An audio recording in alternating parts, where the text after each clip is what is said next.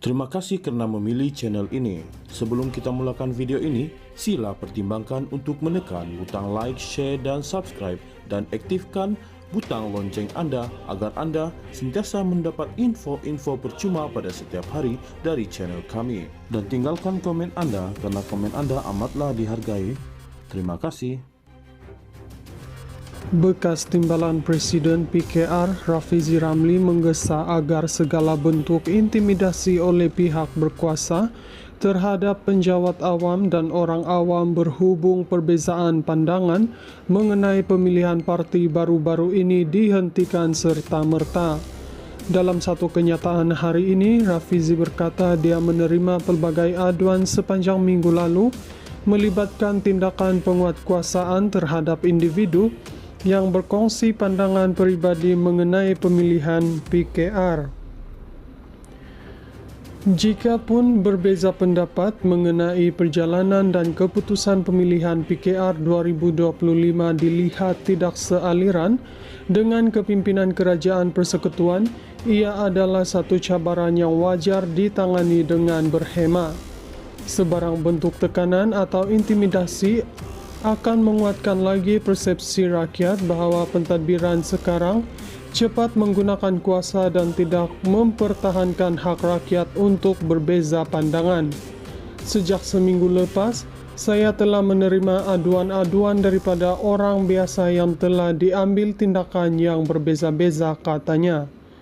Mengulas lanjut, Rafizi berkata dia dimaklumkan ada antara mereka diberitahu kandungan yang dikongsikan melanggar undang-undang, manakala yang lain pula didatangi Pegawai Suruhanjaya Komunikasi dan Multimedia Malaysia (MCMC) serta polis dengan alasan ingin berjumpa tanpa sebarang dokumen rasmi.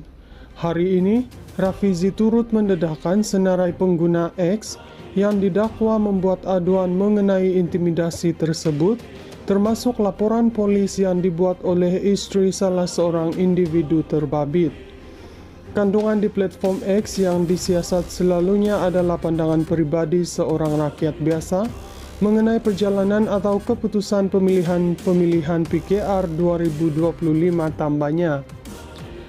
Sementara itu, Rafizi berkata dia yakin Perdana Menteri Anwar Ibrahim dan Menteri Komunikasi Fahmi Fadzil tidak mengeluarkan sebarang arahan kepada agensi penguatkuasaan untuk bertindak terhadap individu-individu tersebut. Kemungkinannya ada watak-watak tertentu yang berselindung di belakang nama-nama menteri mereka yang memberi arahan kepada SKMM atau PDRM untuk menekan orang awam hanya kerana pandangan mereka mengenai pemilihan keadilan 2025 tidak sealiran dengan pandangan watak-watak ini. Oleh itu, saya menasihatkan supaya perkara ini dihentikan serta-merta. Saya telah pun berbincang dengan peguam-peguam sukarela yang akan mewakili orang awam yang dikenakan intimidasi seperti ini. Jika ada pelanggaran peraturan atau undang-undang, orang awam yang menjadi mangsa intimidasi seperti ini akan dinasihati untuk mengambil tindakan undang-undang yang sewajarnya, tegasnya. Rafizi turut mengingatkan para pemimpin politik agar tidak mencampur adukan pandangan politik dengan urusan rasmi kerajaan dan menggesa penjawat awam agar tidak tunduk kepada tekanan untuk terlibat dalam tindakan bermotifkan politik. Dalam pemilihan pusat PKR bagi penggal 2025 hingga 2028 yang baru berakhir, Perdana Menteri Anwar Ibrahim mempertahankan jawatan presiden tanpa dicabar, manakala Rafizi tewas kepada Nurul Izzah Anwar dalam saingan sengit merebut kerusi nombor 2 parti. Pemilihan PKR kali ini turut menyaksikan kekalahan ramai pemimpin yang sehaluan dengan Rafizi. Ahli Parlimen dan Ketua Cabang PKR Pandan itu akhirnya menunaikan janji meletakkan jawatan Menteri Ekonomi diikuti oleh Ahli Parlimen Setiawangsa Nik Ahmad yang meletak jawatan sebagai Menteri Sumber Asli dan Kelestarian Alam Sekitar selepas gagal mempertahankan jawatan Ketua Bahagian dan Naib Presiden. Bekas Timbalan Presiden PKR Rafizi Ramli menggesa agar segala bentuk intimidasi oleh pihak berkuasa terhadap penjawat awam dan orang awam berhubung perbezaan pandangan mengenai pemilihan parti baru-baru ini dihentikan serta-merta. Dalam satu kenyataan hari ini, Rafizi berkata dia menerima pelbagai aduan sepanjang minggu lalu melibatkan tindakan penguatkuasaan terhadap individu yang berkongsi pandangan peribadi mengenai pemilihan PKR.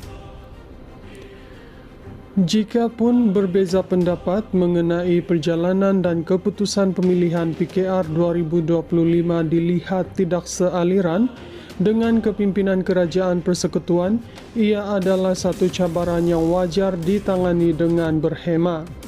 Sebarang bentuk tekanan atau intimidasi akan menguatkan lagi persepsi rakyat bahawa pentadbiran sekarang cepat menggunakan kuasa dan tidak mempertahankan hak rakyat untuk berbeza pandangan. Sejak seminggu lepas, saya telah menerima aduan-aduan daripada orang biasa yang telah diambil tindakan yang berbeza-beza, katanya. Mengulas lanjut, Rafizi berkata dia dimaklumkan ada antara mereka diberitahu kandungan yang dikongsikan melanggar undang-undang, manakala yang lain pula didatangi Pegawai Suruhanjaya Komunikasi dan Multimedia Malaysia (MCMC) serta polis dengan alasan ingin berjumpa tanpa sebarang dokumen rasmi. Hari ini, Rafizi turut mendedahkan senarai pengguna X yang didakwa membuat aduan mengenai intimidasi tersebut, termasuk laporan polis yang dibuat oleh isteri salah seorang individu terbabit. Kandungan di platform X yang disiasat selalunya adalah pandangan peribadi seorang rakyat biasa mengenai perjalanan atau keputusan pemilihan PKR 2025, tambahnya. Sementara itu, Rafizi berkata dia yakin Perdana Menteri Anwar Ibrahim dan Menteri Komunikasi Fahmi Fadzil tidak mengeluarkan sebarang arahan kepada agensi penguatkuasaan untuk bertindak terhadap individu-individu tersebut. Kemungkinannya ada watak-watak tertentu yang berselindung di belakang nama-nama menteri mereka yang memberi arahan kepada SKMM atau PDRM untuk menekan orang awam hanya kerana pandangan mereka mengenai pemilihan keadilan 2025 tidak sealiran dengan pandangan watak-watak ini.